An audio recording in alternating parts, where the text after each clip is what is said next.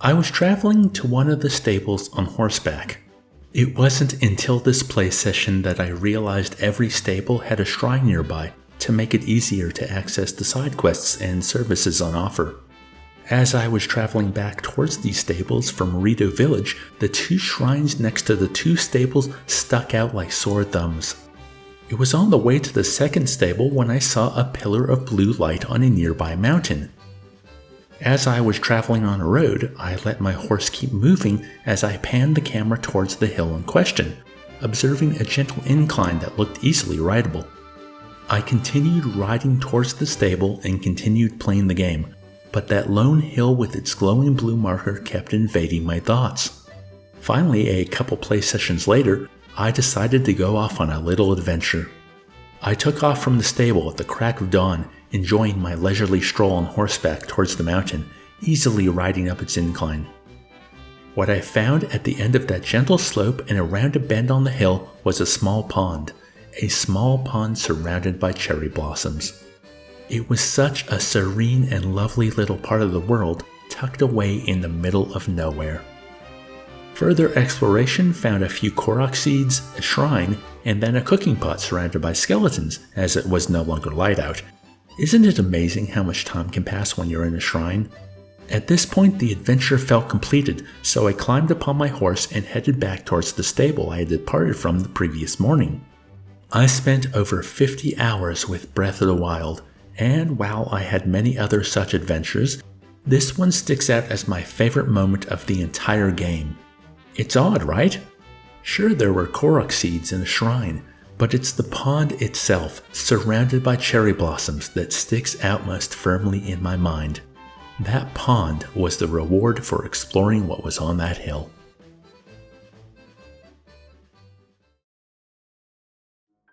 When I think back on Breath of the Wild, what I loved the most were these small moments of connecting with the world. The serenity of running through the grass as the wind blows through it. The way sunsets reflect off the surface of a pool of water, or how the dirt and rocks gain a glossy, reflective texture when it rains. The title Breath of the Wild is appropriate because the care that has gone into making this world feel alive and beautiful is without question. The first time I saw a dragon flying in the distance, I was awestruck. When I entered Rito Village for the first time, how exiting the canyon allows the village to be framed in such a way to be wowed at the sheer verticality of it. Or heck, let's go simple. Often the most reflective moments are riding on horseback through the expansive fields of Hyrule, listening to the sparse piano hint at something greater and more bombastic, but never delivering. Thematically appropriate considering how I regard the rest of the game. Okay, that's being a bit cheeky, but it's not ridiculous to say that anytime I wasn't traversing the land on my own terms, riding, climbing, or gliding around, enjoying the scenery and the weather, I wasn't really enjoying myself. I think the phrase, "on my own terms," is important here. Early on the Great Plateau, I keyed into the idea that if you were storming an enemy camp or fighting enemies face to face, you had failed in some way. This feeling was given some credence listening to the game's GDC talk. How when designing each encounter, there was indeed a correct solution, but the developers didn't want the players to search for it. The point of the physics and chemistry systems, of the runes, and the way all the effects of the world work in tandem allows experimentation and ingenuity on the part of the player. This strengthens that feeling I had that if you find yourself in a face-to-face fight with a foe, you have somehow failed. I mean, yes, mini-bosses and the Ganon fights are an exception, but are they? Even these fights seem to delight in the idea of the player thinking of fun ways to break the encounter or make it trivial, or the player should be so adept at the tools available that they have fun showcasing their mastery. Sadly, I don't have much experimentation or ingenuity in me. As for mastery of the tools available, I really want to blame the controls too. I was using the Joy-Cons hooked together in puppy dog mode, and even in the final fight with Calamity Ganon, Instead of running in the direction I wanted Link to go in, he would crouch, and this would result in damage. I never felt like I knew when or how to trigger a flurry rush, but watching a lot of critique videos after I had finished the game let me know I'm not alone there. The window and trigger for the rush seems arbitrary, which is regrettable for such a useful combat tool. To say something positive, gyro aiming for the bow is the best thing ever, especially when combined with bullet time in the air. I just wish bows didn't break so easily, or at all. And since I mentioned bows breaking, I guess now is as good a time as any to inject my opinions on weapon durability into the discourse.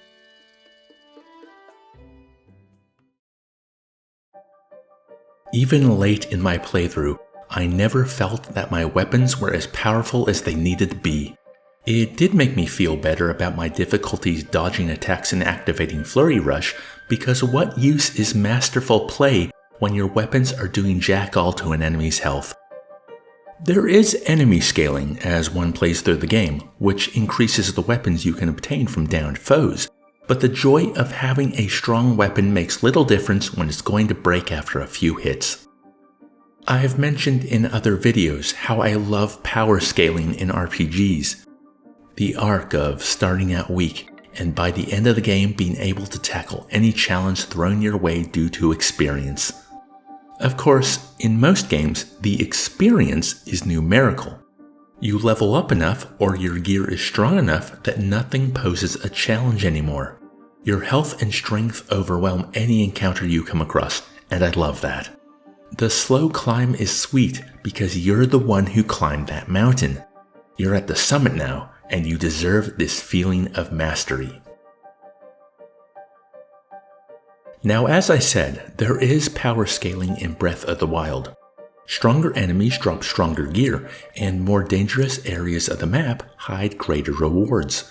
There is also improving armor at the fairy shrines, and gaining more heart pieces and stamina as the player collects more spirit orbs, but even at the end, I felt very similar to how I felt at the start.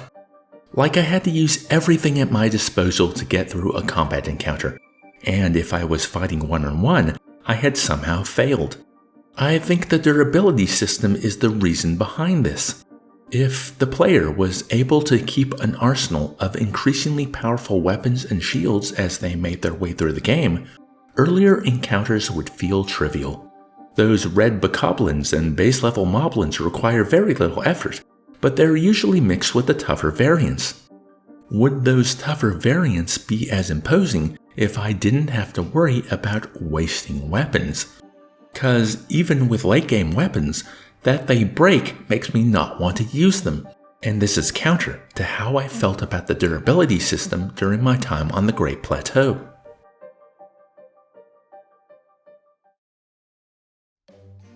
The Great Plateau nails the idea of power scaling because you start with nothing.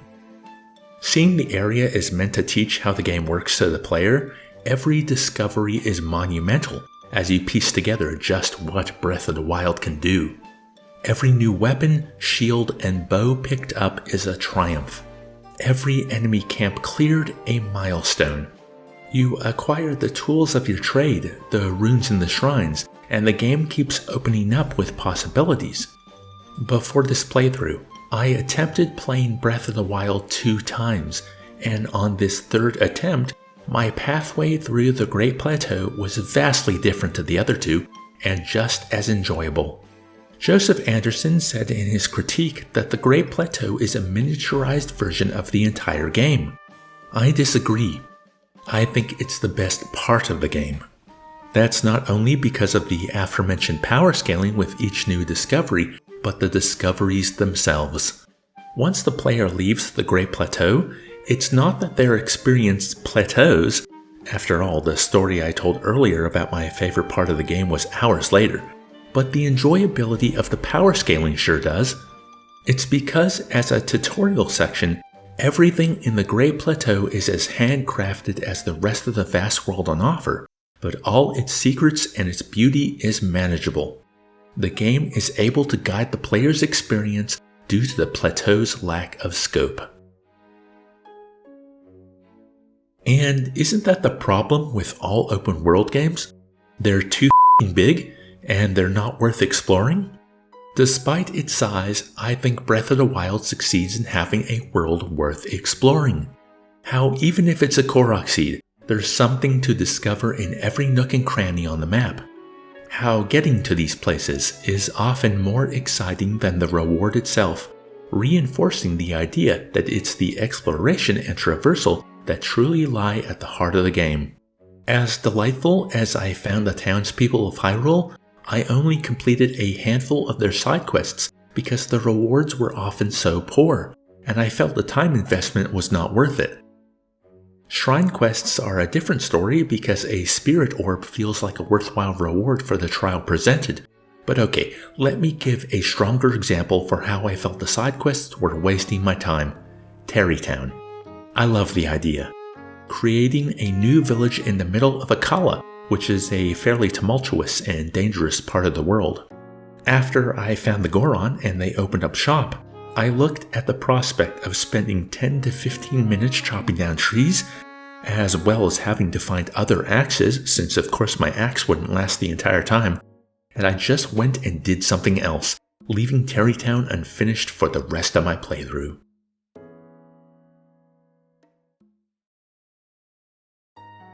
So now it's that time in the critique where we discuss intrinsic and extrinsic motivation.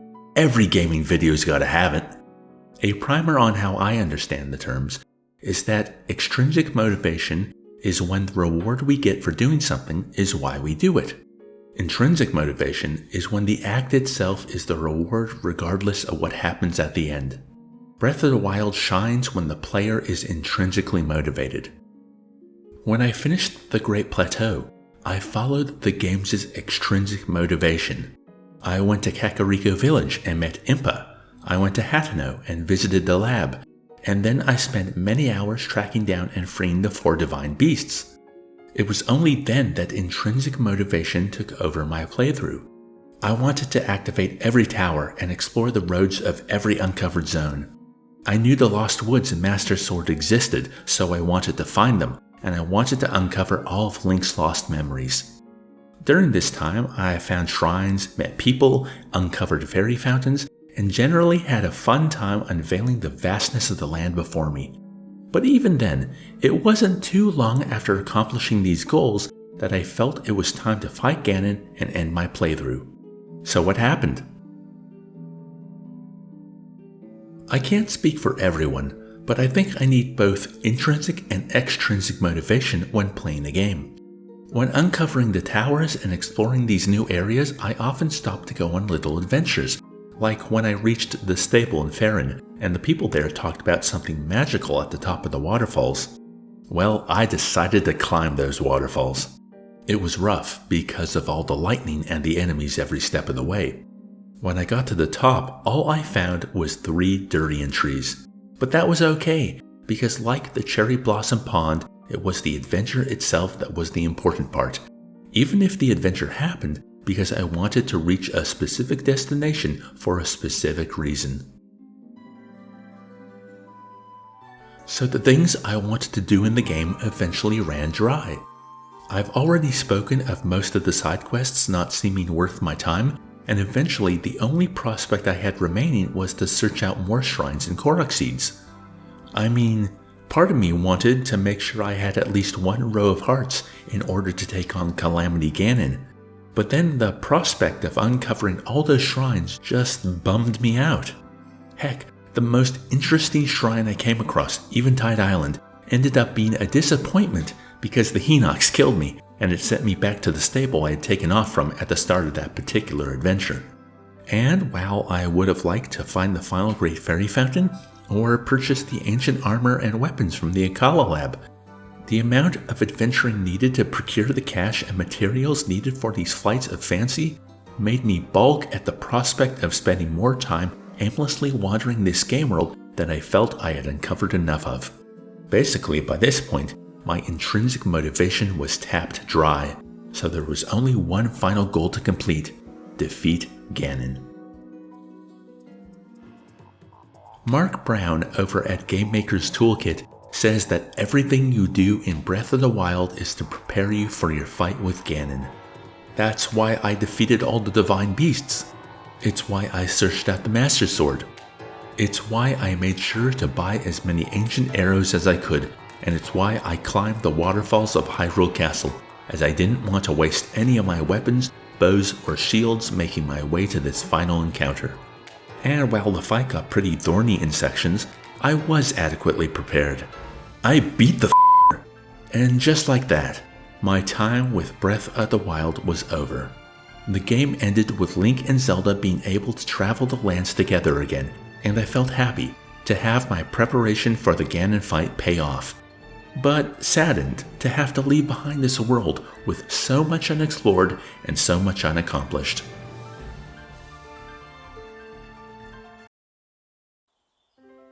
Maybe the intrinsic motivation to explore this version of Hyrule wasn't extinguished after all. It just took completing the game for the flame to rekindle. That seems to be what I consider a great game these days, that when it's finished, I want to play it again immediately. I think it's because I wonder how much different the game would be if I ignored the divine beasts and just started exploring the world after leaving the Great Plateau. If a fourth playthrough of the Great Plateau would be different than the previous three, and if left to my own devices, the game would share more of its secrets, but most importantly, more of its majesty and beauty. That's what I'm left thinking about most of all after the game is done. How great it is to just exist in this world. The strength of Breath of the Wild is its sense of solitude and its picturesque moments. The combat and the game systems I find to be detriments rather than positives, which is weird to say. The game part of the game is the part that is the problem, but I think existing in this open world more than makes up for it. That's what's pulling me back in. This is going to sound super corny, but when I decide to replay this game, it will be to experience the Breath of the Wild. Thanks for watching.